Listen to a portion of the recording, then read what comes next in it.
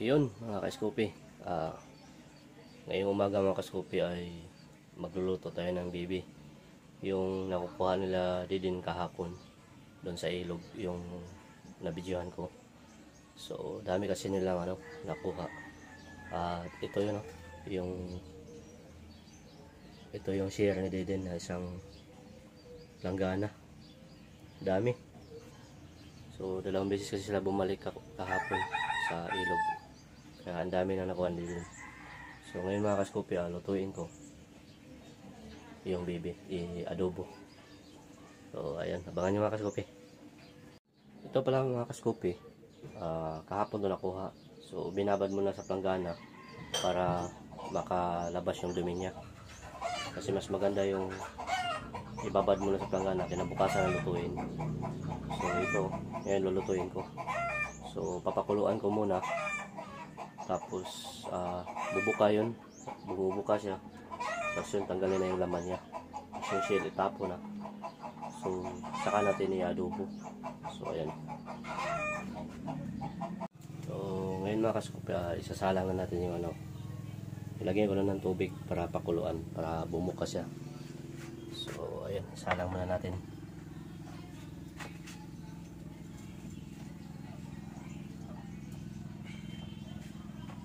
Yun. So ito na mga ka-Scoopy, bumuka na siya. Tapos natin pinakuluan. So ngayon ay tatanggalan na natin ng itong shell. Tapos yung kukunin natin itong laman. So ayan, tanggalan natin mga ka-Scoopy. So ngayon mga ka-Scoopy, tinatanggalan natin ng balat.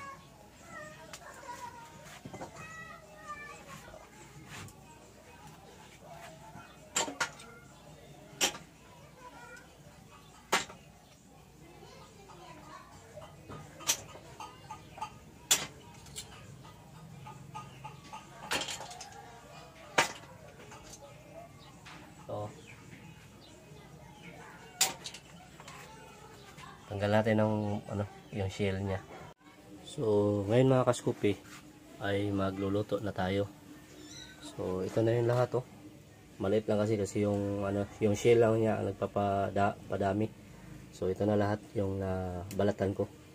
So ito yung yung mga ricado, may sibuyas, luya, bawang. Mas maganda pag maraming bawang para mawala yung langsa niya. So ito, lulutuin na natin. So yun, lagyan na natin yung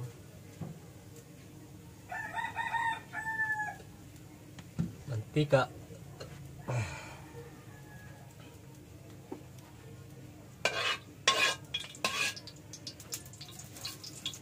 May mantika.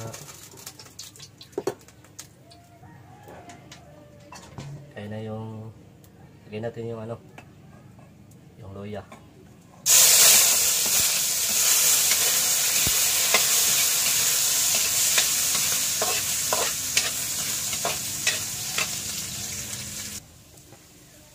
Yun ang bawang na.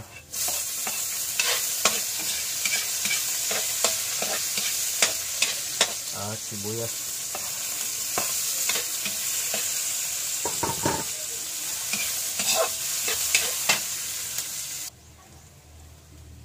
Yun, ilagay na natin.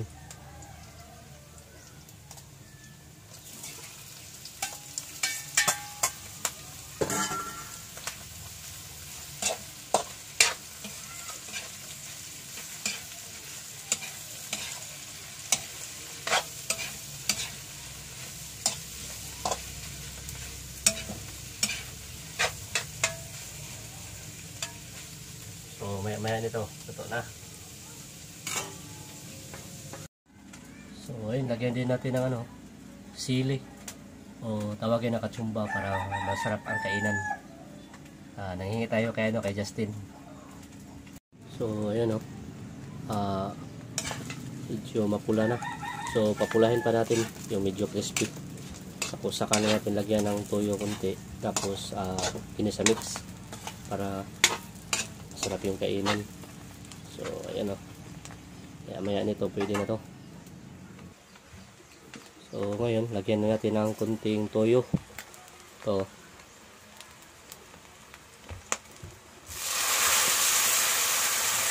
Ayan. Toyo.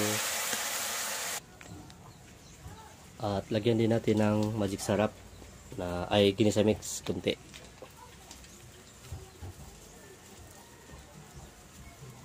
Yun. So, makita nyo mga ka-scoopy, ano, pula na. Pula na dahil sa, sa toyo. Saka medyo crispy na siya konti. So, maya-maya pwede na itong ihaon. Paunan para kainin.